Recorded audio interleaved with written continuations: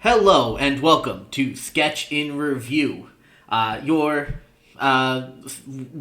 call it weekly, even though it's not weekly. It's whenever SNL is on. It's weekly? Yeah, it's weekly in the same sense that SNL is weekly. Where we review the episodes of SNL. This episode is originally aired on December 11th, we're gonna call it. 2021, starring host Billie Eilish and musical guest Billie Eilish. So, Billie Eilish pulls double duty. And I always like it when they do that. yeah, listen, SNL's always good for one or two a season where they do a double feature. They had Nick Jonas last year and Harry Styles the year before that. It's always fun when it happens. Yeah. Oh, Chance did it too at one point. Okay. Anyway, this is also an important episode because it's the episode Kate McKinnon comes back from filming Tiger King. The biopic movie, not anything to do with the actual documentary Tiger King. And oh boy, is this a very Kate McKinnon episode. So let's just jump right in. First thing we get is Dr. Fauci, as of course played by Kate McKinnon, doing a redo from last year of the National Institute of Health's improv comedy based around COVID is like the best way to describe it. Fauci introduces them as the National Institute of Health's players, and then they put on like weird after-school skits about COVID, and then the joke is that they go in a horribly wrong direction. That's right. I liked the sketch a lot when it came out last year. I also liked it this year. I think it's so good. Yeah, no, it's a great time. Kate McKinnon does a great job as Fauci. The sketches they're fun. I mean, there's not much to say about it. It's just it's a good time. It's a great time. It really makes use of their huge cast that they have right now, because every single person can get a quick 2-line little joke in. Yes, absolutely. And it doesn't suffer so much from the where are we going, everything's confused when you throw in like out of left field jokes. Like one of them is the Mile High Christmas where they do a misunderstanding about COVID and they do a sex joke. And you know what? Yeah, and it's a weird sex joke that goes in 3 different directions, and you know what? Whatever, fine. It was fun. Yeah. All of those directions were fun. It was 2 lines. Yeah, exactly. All of those directions were fun, and it was done in 10 seconds.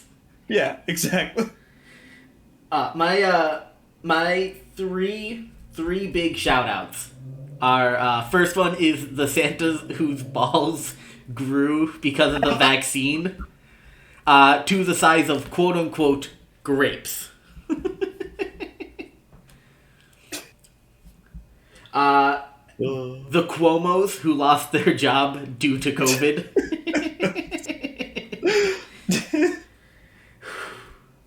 And then the big one. Of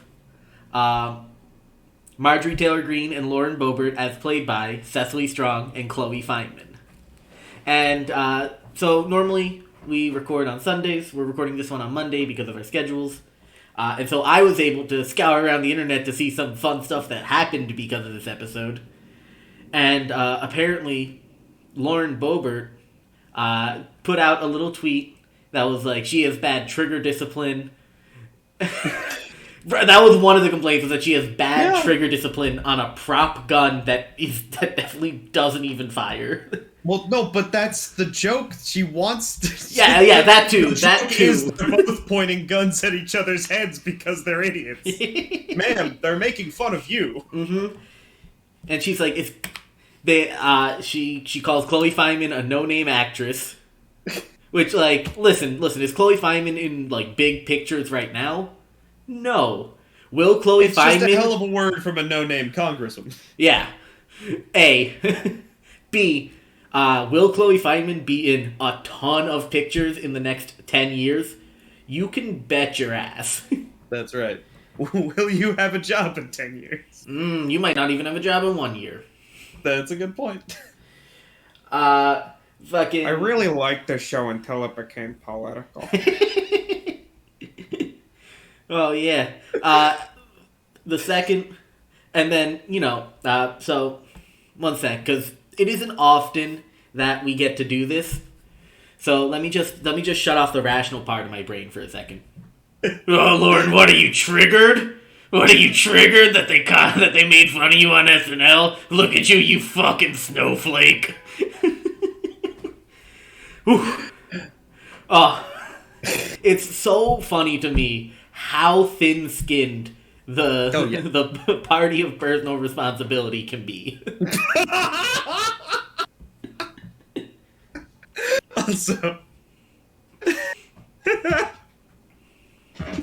Also, how little personal responsibility goes towards taking responsibility for anything. Mm-hmm. Anyway, we got a job to do. Yeah, we got a job to do. I got some pasta fagioli to make. And listen, we're both sellouts, so if any Republican PAC wants to pay us millions upon millions of dollars to just be like, it wasn't funny. In a second. Millions of dollars, try thousands. I'm telling you. No, we gotta start at millions so we get thousands. This is why I'm the negotiator. You make a good point. Alright. Moving forward, we've got Billie Eilish's Monologue. So I'm a big monologue hater. Generally, every monologue isn't good to me. I like this one. I think it was good. I think it had a fun story to tell, and then a good callback joke, and then the rule of threes, and then we're good. We got in. I'm a monologue apologist, but I also liked it. Mm-hmm. Listen. Billie Eilish comes out and tells us that when she was 9 years old, her mom wrote a film about her own life. She cast herself as the mother figure. She cast her son as her son, and then didn't have a daughter so that she wouldn't have had to have cast someone over Billie Eilish. And listen, I think the episode as a whole is good. Billie Eilish is not a good actress at the moment. Listen, here's the thing. She's 20 years old. It's true. She has years and years to become a good actor. And plus, she's going to be making music for the next 40 plus years minimum anyway. So it's not like she's not going to have a chance again to do it. But, oh boy, did she kind of prove her mom right. Crushing. Absolutely fucking crushing.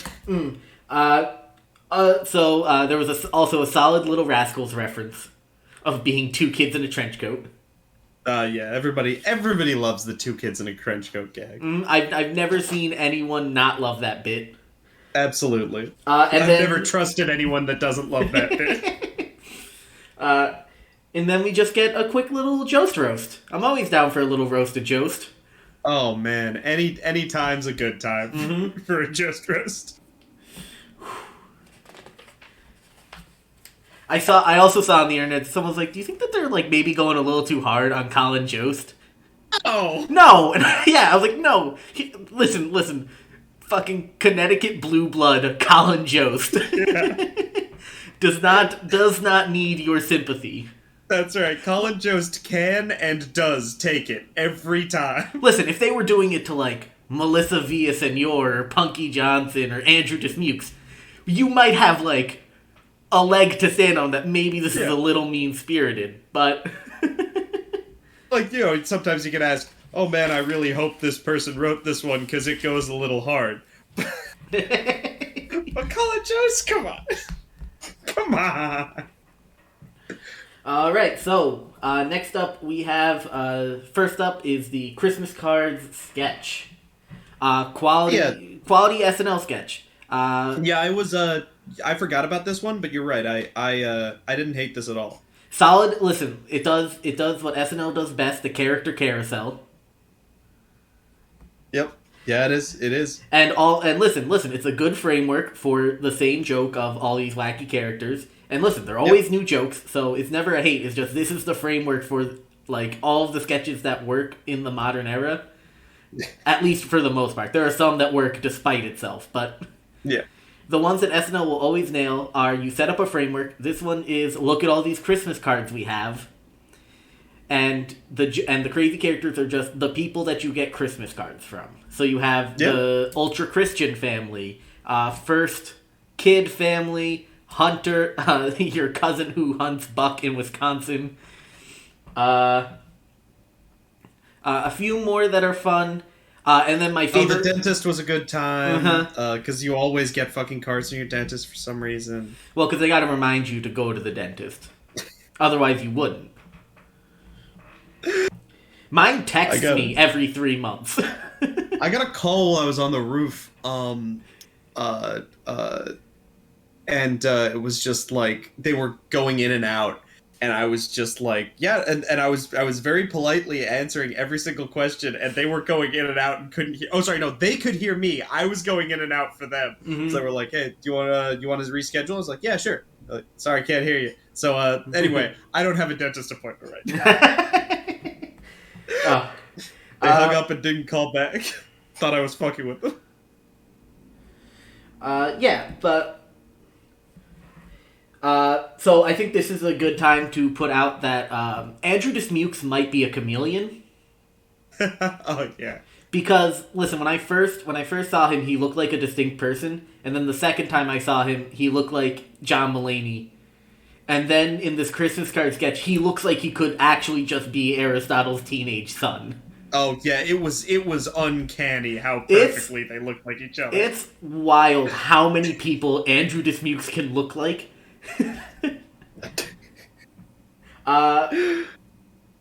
So there was also a fun little cameo from SNL, which was Miley Cyrus came on.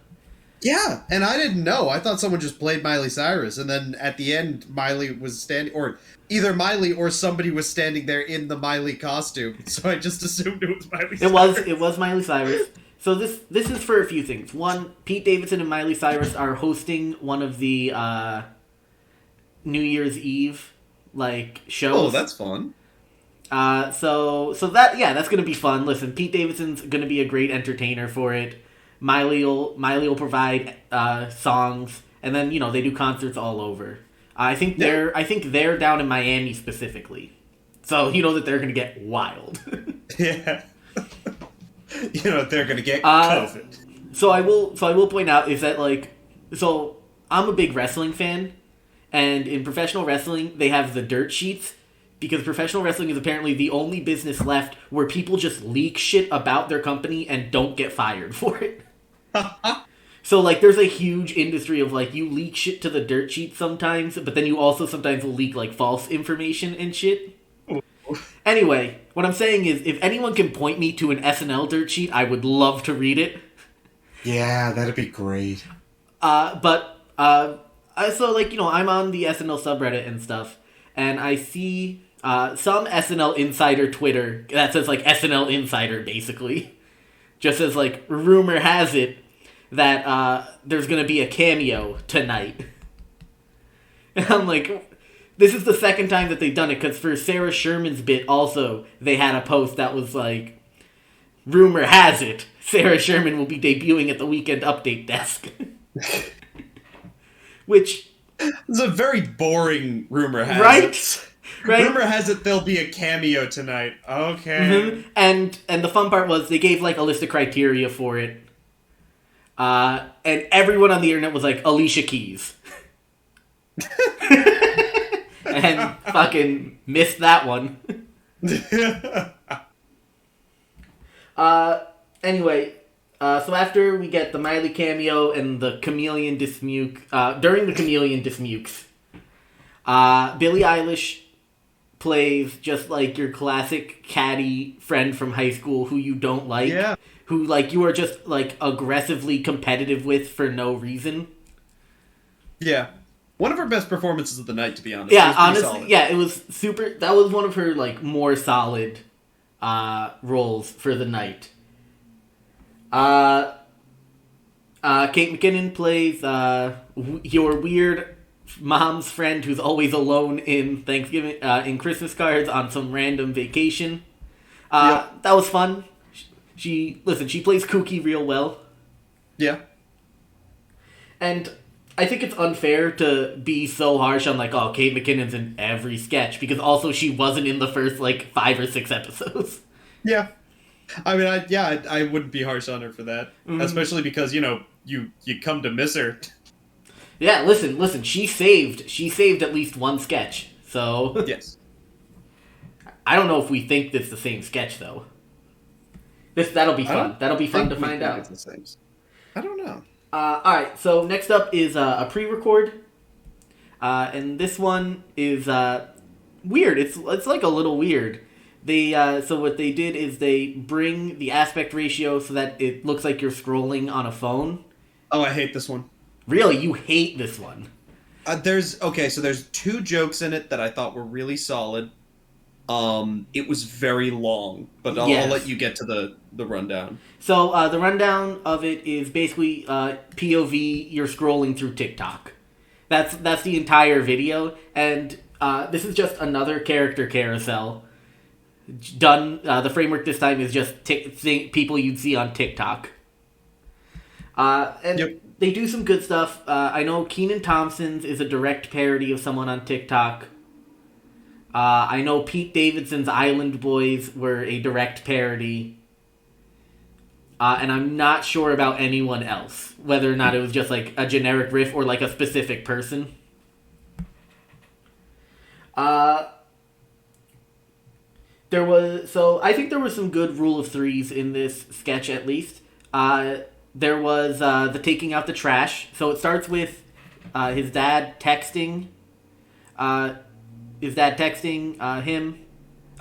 the main character POV to be like, take out the trash. And he's like, I'm going to do it. And instead he opens up TikTok. And then he gets a second text message of, did you take the trash out yet? He says yes. And then he because my dad, listen. I was a shithead teen too. So I've had this almost exact same conversation but like instead of being on TikTok, I'd be like out with my friends and I wouldn't have done something that I was supposed to do before I left. And he'd be like, did you do the thing? And I'd be like, yeah. And then he'd send me a picture of the fucking thing and not done. I'd be like, no.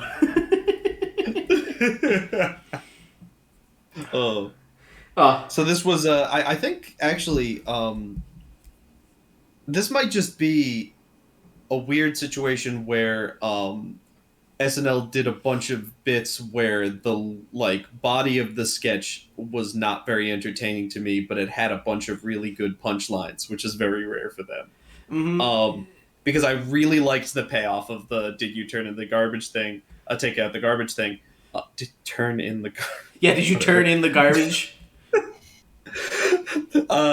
Where it ends with the main character's dad doing a TikTok about how his child will not take out the garbage. And then that was really funny. I really wish that the sketch ended there. I did too. I think there were some good. Mm-hmm. I think there were some good payoffs after that, but I think what annoyed me about this sketch was that mirroring, doing a style parody of just making TikToks that look like TikToks isn't funny to me. It was just making not as good as TikToks. But then once you did the jokes were good. Mm-hmm. And so it was a really long sketch where I had to watch you guys pretending to be TikTok stars, watching you old ass people pretending to be TikTok stars.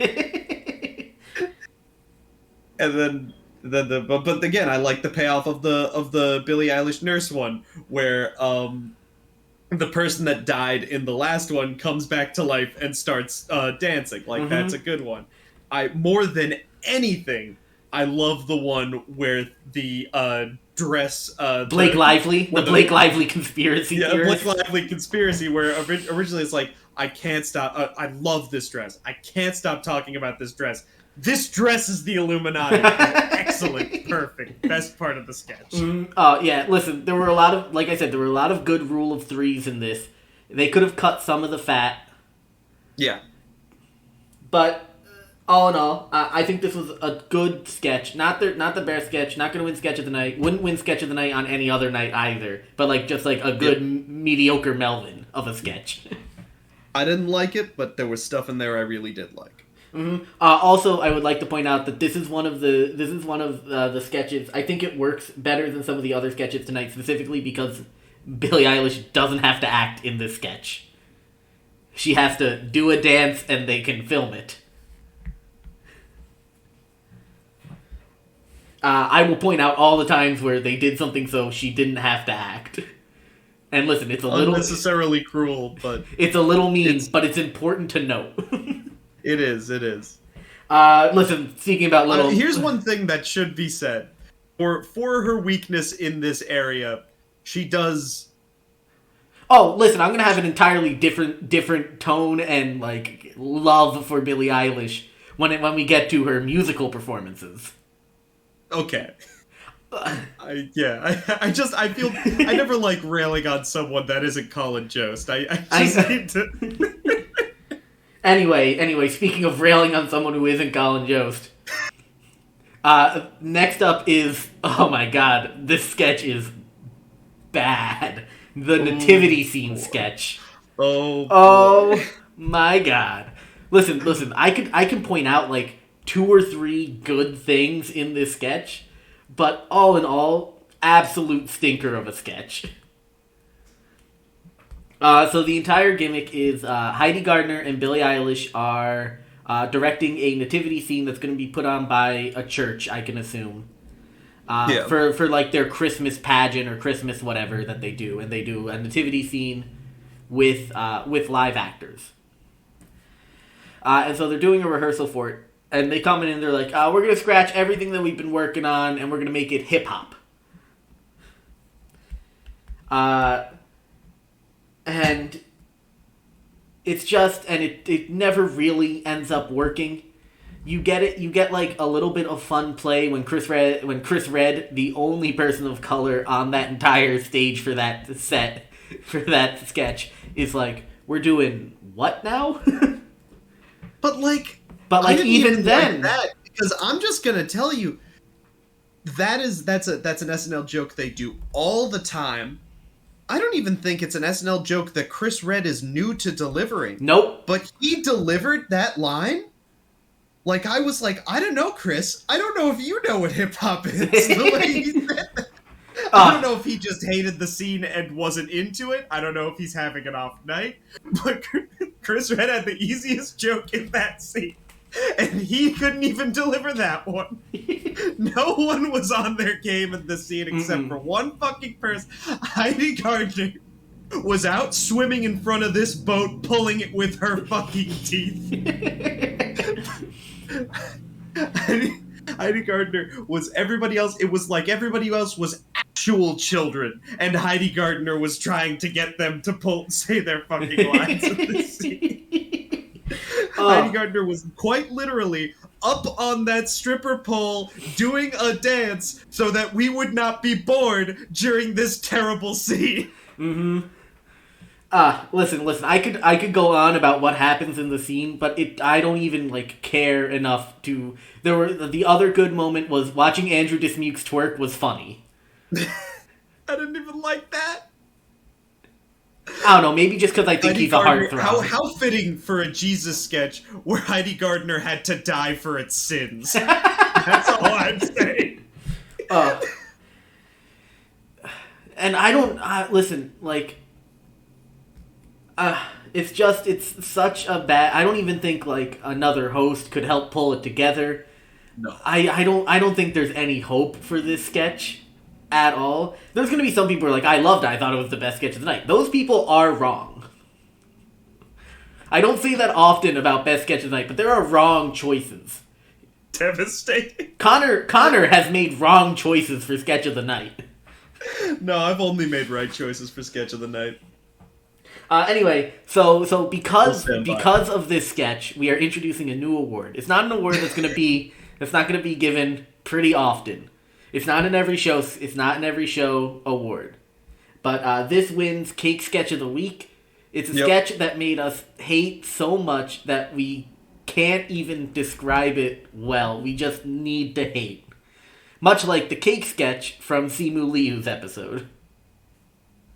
Oh boy. That one also retroactively wins Cake Sketch of the Week.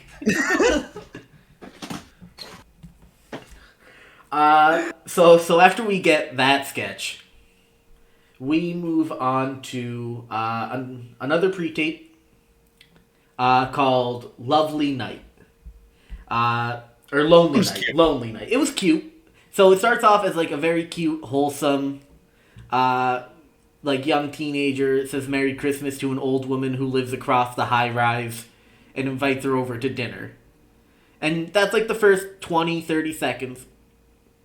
And then, slowly but surely, the old woman character, played by Kate McKinnon, slowly turns out to be eviler and eviler and eviler, and just less like a cute old woman. It starts by her asking if there are any black people are going to be there, if there are going to be any Jews. She says that her family's dead to her, at least, because they voted for Hillary.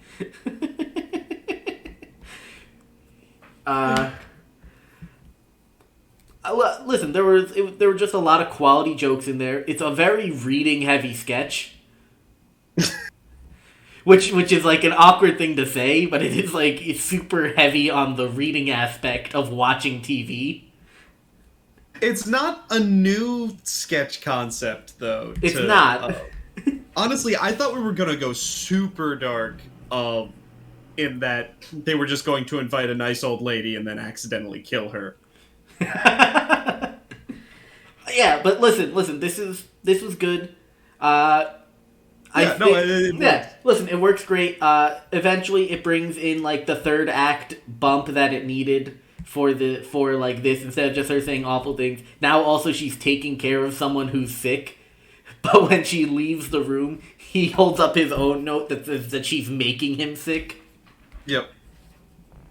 The one problem. This sketch goes on too long. Yeah. It goes on way too long. It overstays its welcome, and that's unfortunate because it's a fun sketch. And I think part of the problem with it running so long is that you eventually hit parts where it's like a mood whiplash, where he's like, she's poisoning me, and then like obviously that's like holy shit, and then she just comes back and she's like, you're making an old woman very happy, and she's like, aww. And it's like, well, she's still poisoning a man actively, and you're watching it. Yes. Yeah. So I feel like this is just another one. Apparently they cut. I read a bunch of people do like dress rehearsal reports, where they talk about like, oh, these are the sketches that didn't make it. Sure. And there was like a few sketches that got cut for time. Like, more than even the ones that they released. I don't know if they've released them all or not. But there was there was 4 sketches that got cut, and like lines in the cold open that got cut. There was just too much. There was I think each sketch was too small. And like they just had too many of them, so they had to cut whole sketches and then extend other ones to make up the time. Yeah. But I could also be entirely wrong. I have no idea how the SNL writers' room works. Neither of us have worked for SNL. Neither of us will probably work for SNL unless they stop being cowards.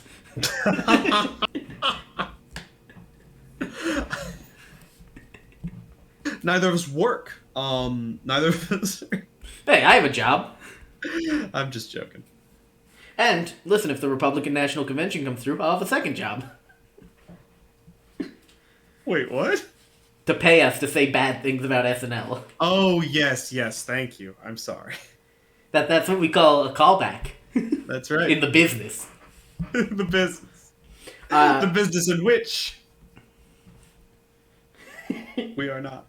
Sorry. Anyway, keep going. Anyway, so next up we get Billie Eilish's first song, and so listen, Billie Eilish I think does something that not a lot of other performers on SNL does, which is Host. that. Oh well, yeah, yes, host, but she did this when she didn't host also, which is specifically like make one of her performances for the TV audience, as opposed to for the because like a lot of performers, and you'll see it is they sing their songs to the crowd, they dance for the crowd, and then that's it. She did it in her first song, and when she did Bad Guy the first time she came on SNL. So for that one, she built a mini Studio 8H in like a box and mounted a camera right in front of it, and she performed at that camera, and then they just turned the box. Oh. It's dope. It's dope. So she's like dancing on the walls, and then she's dancing on the ceiling. And, it mimics the gravity fluctuating, and it's dope. That's so much cooler than hotel room that gradually opens up to no longer be a hotel room. Yeah, I get it. But also, that was like all she worked on all week was getting that done then, and this week she had to host. Fair. So what we get this time is she's in what Connor calls a hotel room. Thematically, I think it was supposed to represent like inside yourself, and then as she starts to sing, she exposes herself to the audience. Especially because both of those songs are breakup songs. Sure. And was really like raw and emotional. So I listen, Bad Guy was an alright song, but like this song and the song that she performs for next the second time, I liked both of them a lot. I think I might have to start. Yeah, I think I'm a Billie Eilish fan. Yeah, I think I have to start putting her on my Spotify just to try it out. Yeah, I wasn't as big a fan, but it was a good time. Mm-hmm. I always like it when during someone's performance they just dance around the stage and show around with the band. Yeah, show emotion that she's rocking out in half of it, just jumping up and down. Yeah, that's always fun to me. Mm-hmm. I would like that. So now we move on to Weekend Update. Quality Weekend Update. Weekend Update always going to be good. This one, no exception. Yep. Listen, there were a bunch. There's, I really like Colin Jost's China joke. Where it's a very old joke. I struggle with it. But I can't say it's not a good joke. It's so easy. So many people have done it. So many people have done takes on it, but it still brings me joy as remember your elders type of joke. Yeah. The entire joke is just Colin Jost says, "I'm lucky NBC lets me say whatever I want about China." So China, and then it cuts to technical difficulties. Yep. It'll do. Mm-hmm. You know what? I will say, it's better than the alternative. Nothing's more frustrating than when when someone sets themselves up for a joke like that, and then doesn't capitalize on it. Mm-hmm. Because it's still a good joke. It's old, but it's good. Yeah, and everyone loves it. Mm-hmm. If it ain't broke, don't fix. Absolutely. Michael Che had a solid anime joke about how the first Omicron case was from an anime convention, and that's the one time they go outside. Connor, you watch anime. How'd you feel about that joke? I mean, he's not wrong. It's been a tough year. Hasn't it? Yeah, and then... Bold of you to assume I go to conventions, though. Mm-hmm. Listen, I never said you went to conventions. There's a lot of people there. I don't know if I'd be able to do it. Oh, and Che with his Epstein joke. Oh my god. So the entire joke is that during the trial, it came out that one of Epstein's victims was told that he needs to have sex 3 times a day, or else he'd kill himself. Norm Macdonald ass joke. Yeah. Listen, the audience was kind of half in on it. Yeah. But I really enjoy it when we get those Norm Macdonald-esque jokes. Yeah. So our first featured segment is Punky Johnson. Yes. Punky is... Listen, a lot of the featured performers do a lot of stand-up. And so I assume that this is one of her stand-up bits that she rewrote to fit on Weekend Update. I thought it was fun. The idea that it was very strong. The idea that the best potato salad is made by pain. That is an improv, like that's such a rich vein. That's what do we call it? Delightful. That's there's so much room to play in that space, and even like Michael Che got to play in on it as like my uncle does it too. He's lost his foot, and then she's like, oh that I bet that tastes great.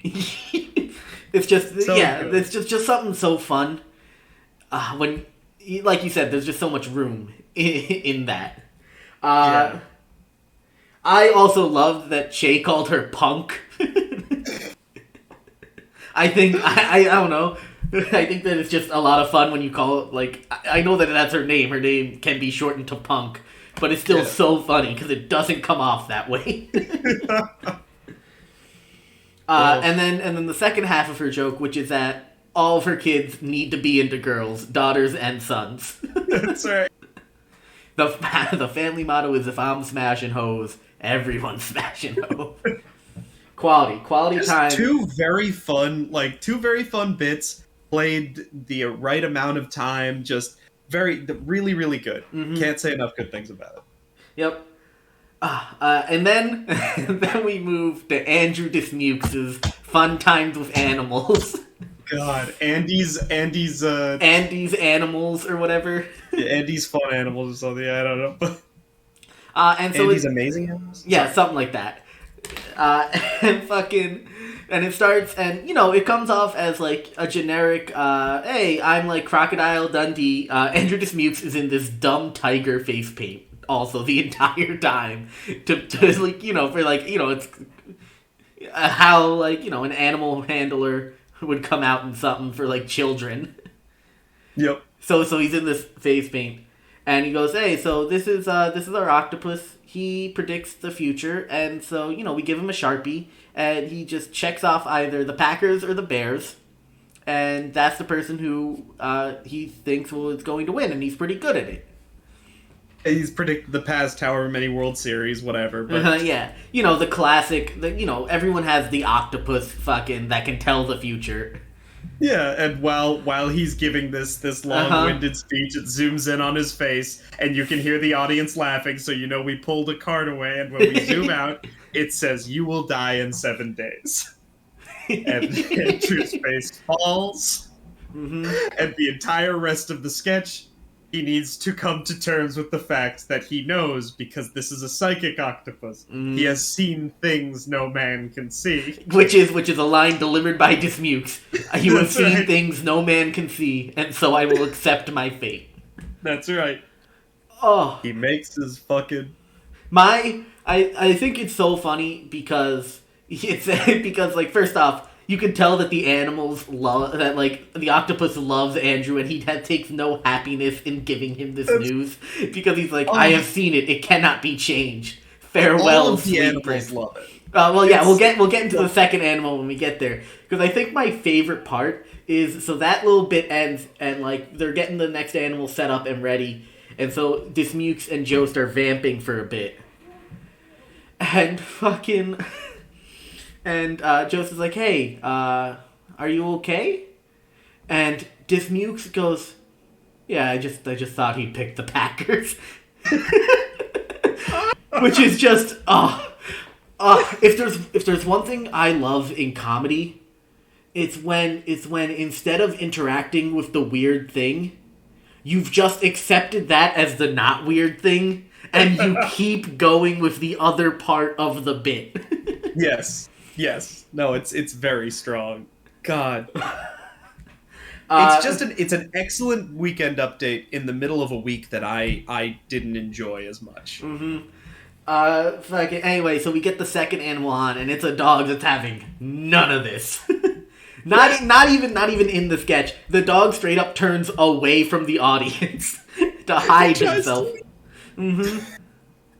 And this dog can talk, where it hits its paws on different buttons, and it reads out like a Stephen Hawking voice for it to talk. And Andy goes, "Hey, so what's 4 plus 4? And the dog, instead of answering what's 4 plus 4, asks Dismukes if he is going to die. To which Dismukes says, "Yeah, buddy, yeah." Yep. And they God, he expresses like, "Listen, like, it's just my time, and I got to accept it because the psychic octopus said so." God, you don't get shit this strong that often. Mm-mm. They tell each other that they love each other. And I think my favorite part of it is while he's answering these questions, there's something about it where we're watching like fiction within fiction for this sketch. Yes. Because we're watching it as the audience, but we're watching a TV show we're watching a sketch in which the actor is breaking within that world. So there's like a few layers of abstraction to it, because the joke isn't necessarily that Andrew Dismukes is going to die, but the joke is that someone is watching this and watching an actual person come to terms with their morality. Which, and I think my favorite part of it is he tries to keep the show on the rails, where he's like, "Yes. What's 4 plus 4? After he answers every single one of his questions. Just one more time for old time's sake. 4 plus 4. And then the dog fucks with him and goes, 3. Oh, that's not it. 3. And you can tell that Dismukes' heart is just breaking in that fucking moment. And then he goes, "I'm just messing with you. It's 8. He goes, "Oh, thank you. Thank you, everybody." And then they sign off. He's like, "I'm gonna die." So good. Oh, I'm sorry, we forgot. When Punky Johnson signed off, she yelled, "I'm pregnant." Well, we'll find out in the next less than 9 months if it's true. Oh no, that was. I know that's bit, but one of those classic.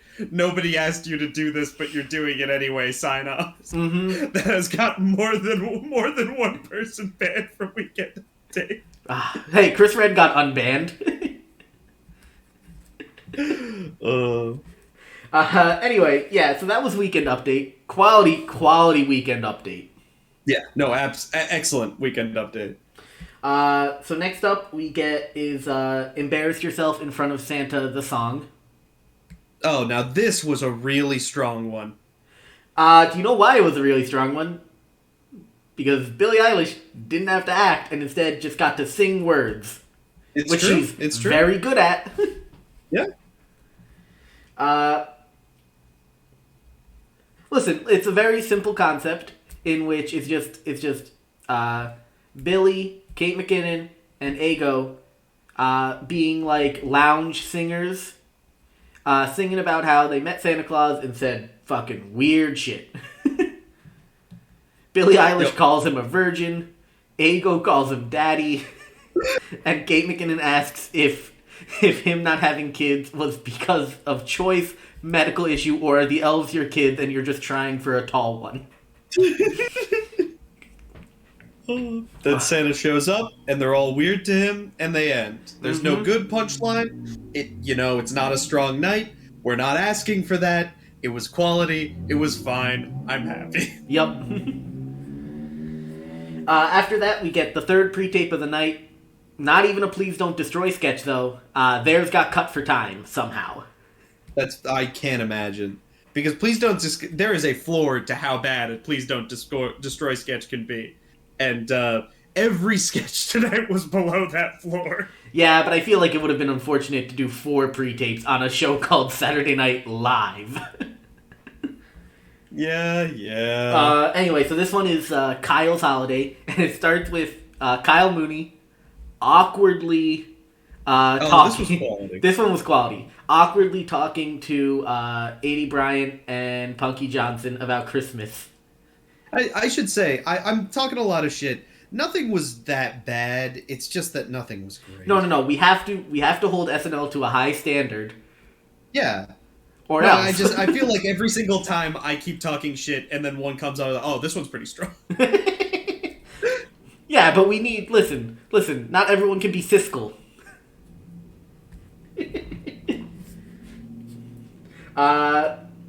Anyway, so Kyle is like his awkward self around a bunch of SNL employees. My favorite was him being awkward in front of Bowen, where he's like, "Hey, Bowen, what are you doing for the holidays?" And he said, Yeah. "My family's flying in.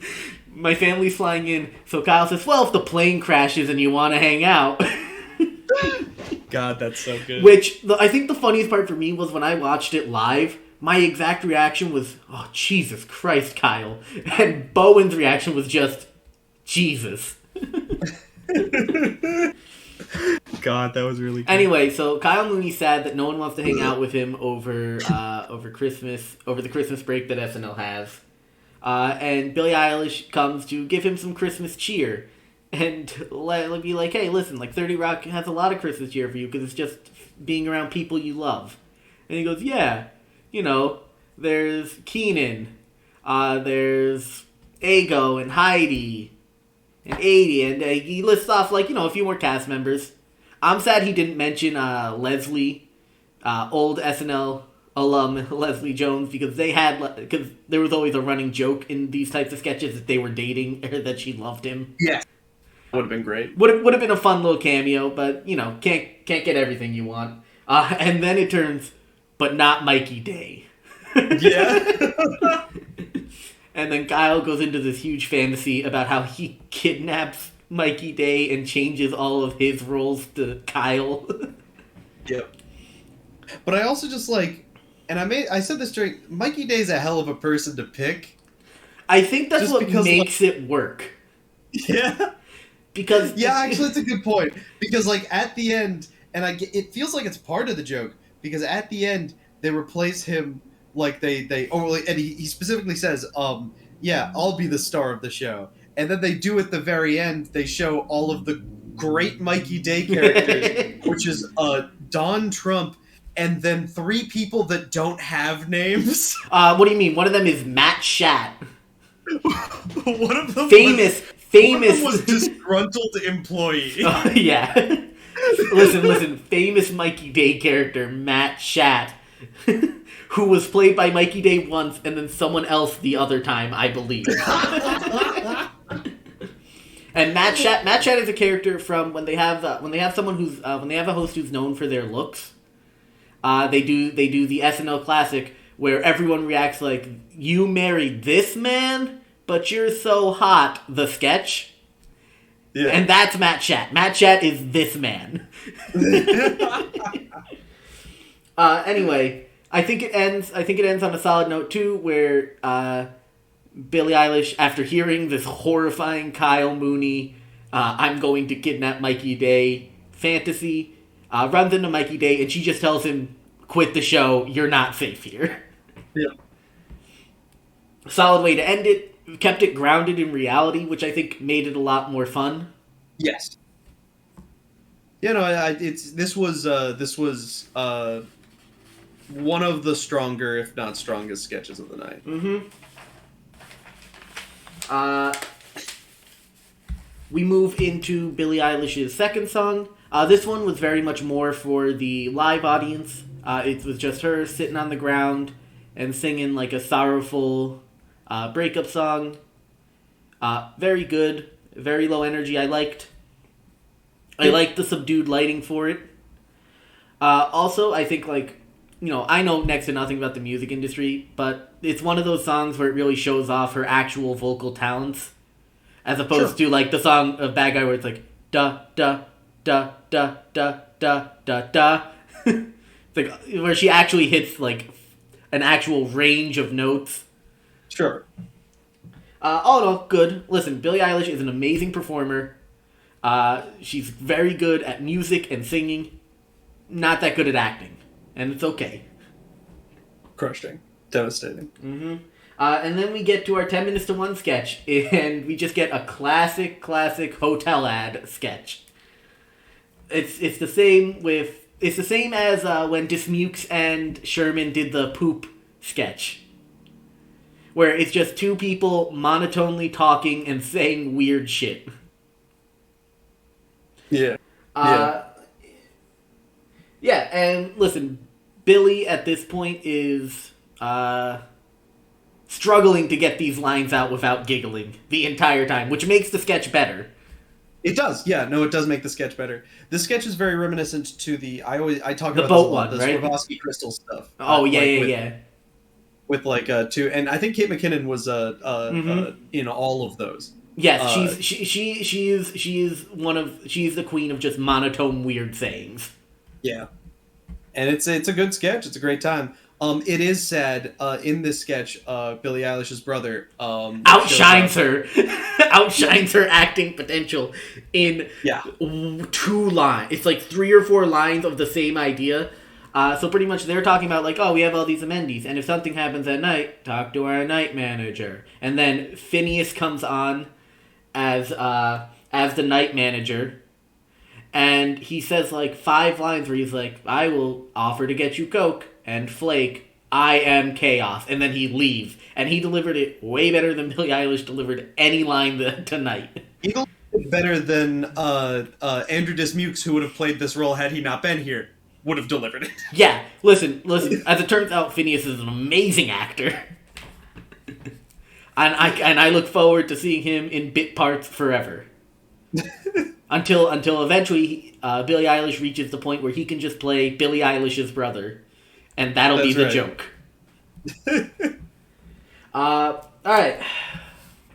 Billy. Well, the joke exists that Phineas is probably a competent musician, probably a very good musician. They do write together, so I have to assume that at least some of like her musical talent is also Phineas.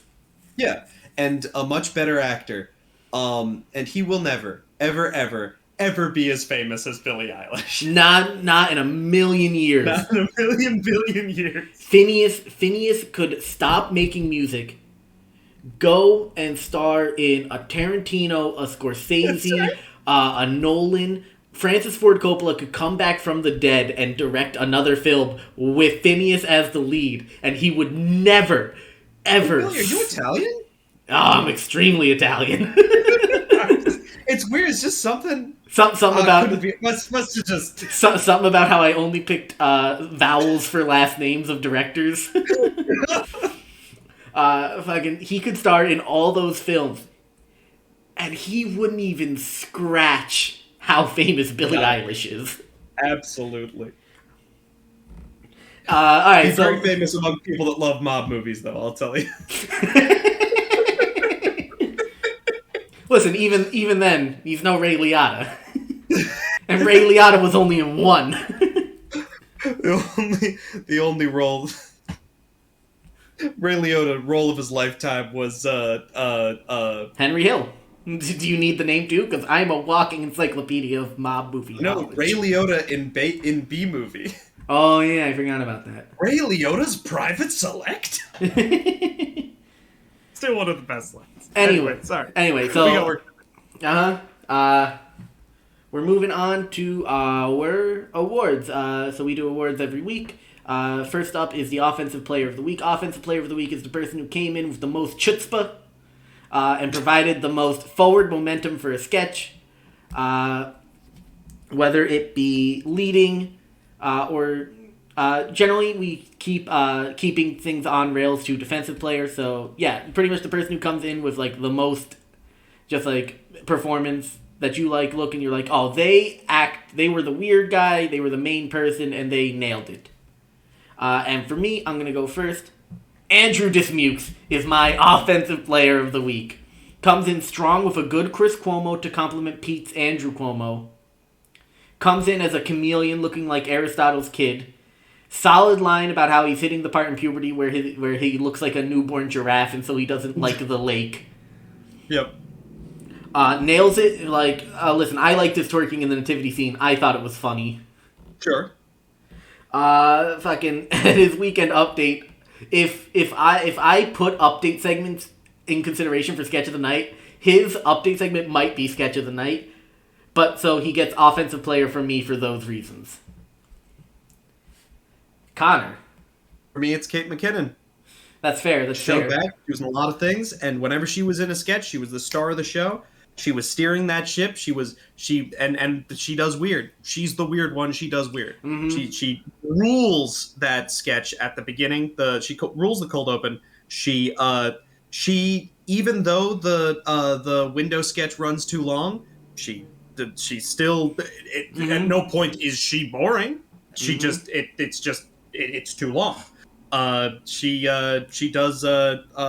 She is the reason why you can watch the last sketch. She's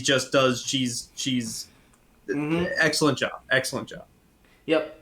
So defensive player of the week. Do you want to go first, or do you want me to while you pull up the cast list? No, I remember the name of this person because we talked about them earlier. Ooh. All right, Connor. Who is your defensive player of the week? For those who don't know, is generally the person who saves bad sketches, who supports good sketches. Without them, the sketch would be different, but they aren't like the main character. They're generally the straight man in sketches and such. And Connor, for you, defensive player of the week. Heidi Gardner played defense so hard this week. Like I said before, it was awe-inspiring seeing what she did to keep that ship afloat in the cake sketch of the week. Mm-hmm. She was a joy to watch. She was an excellent character. She went over the top in so many ways. It was so much fun to watch her. And there was a second sketch that she also kept alive, and I'm having trouble remembering it. But it was a similar concept. I'll see if it can come to me, but more than once did she resurrect a sketch. Or at least put in a valiant enough effort to resurrecting a sketch that it was a joy to watch her work. Mm-hmm. So for me, it's going to be Kate McKinnon wins my defensive player of the week. I think, listen, a lot of things that Connor said about her being playing weird and being offensive player of the week kind of rings true also for defensive player of the week. I think the difference is without Fauci, the NIH sketch can't exist. The only sketch that she isn't in the entire night are Kyle's Holiday, which is a pre-tape, and the Nativity scene sketch, which, as noted before, is Cake sketch of the week. She saves Embarrassed by Santa. Yes. By like giving us the little like in between bits. She, like you said, she keeps the Lonely Christmas Night sketch alive. She's the only reason the hotel sketch stays together, even if she is also causing Billy to break by poking her in the arm. But that's even better. Mm-hmm. That's causing Billy to break causes Billy to have fun, and Billy having fun is fun for all of us. Yeah. Listen, people love to see people having fun. Yeah. It's why Let's Plays exist on YouTube. True. So she's my defensive player of the week for that. Now we move on to sketch of the night. This is the best. This is generally the best sketch of the night. The sketch that made you feel the best, that you love, that you, not necessarily the sketch that you'll go back to, but like probably a sketch that you're gonna go back to and watch when you need a quick laugh. Yeah. Sure. Connor, do you have your sketch of the night yet? I do. All right, can you go first? You don't count them. Oh. Yeah. No. You go first because I need to actually think. Okay. Well, I've got I count them, and I think that it is to the episode's detriment when I need to pull this out. But Weekend Update was sketch of the week. It was an especially strong Weekend Update, and needs to be noted. But it's a bad week where Weekend Update is sketch of the week. Yeah. Listen, Weekend Update has the lowest floor of any segment that SNL does, just because it's real easy. Oh yeah, it has the highest floor. Just because it's super easy to do. Obviously easy to do. You have to be funny.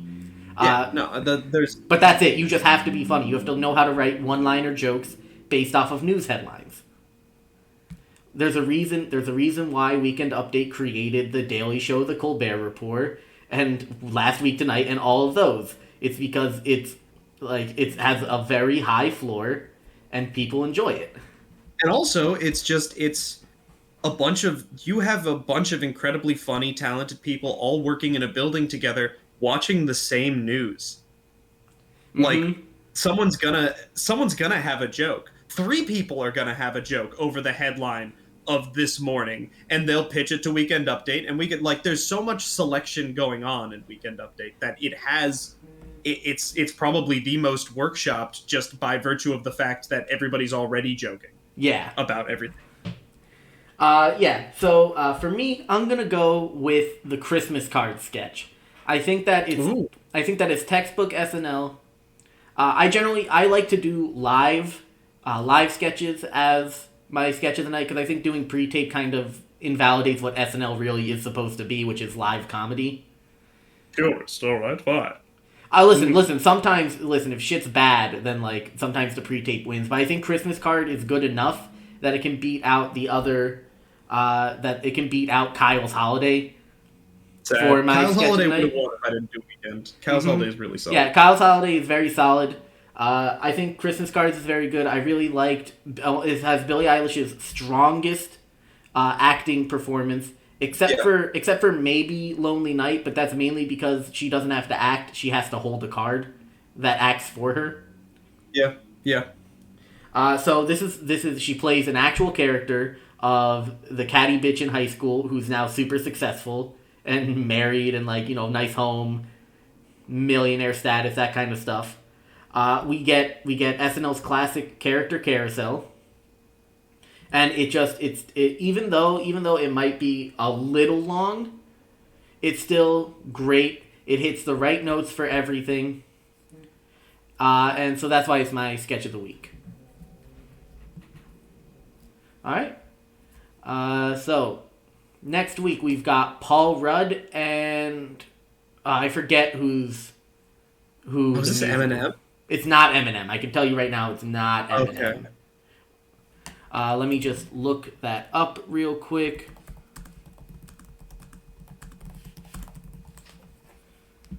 Oh, it was XVX, right? XCX.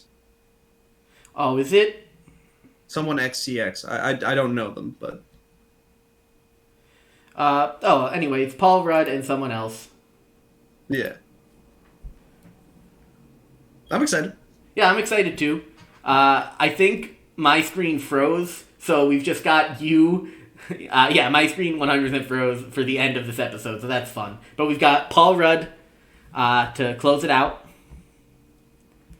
And then we'll have Christmas break. And over Christmas break, I think we're going to be releasing at least one episode for Kyle Mooney's new Netflix show.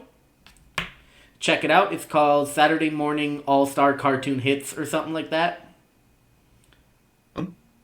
Mm-hmm. And so, Connor, anything to add for the end?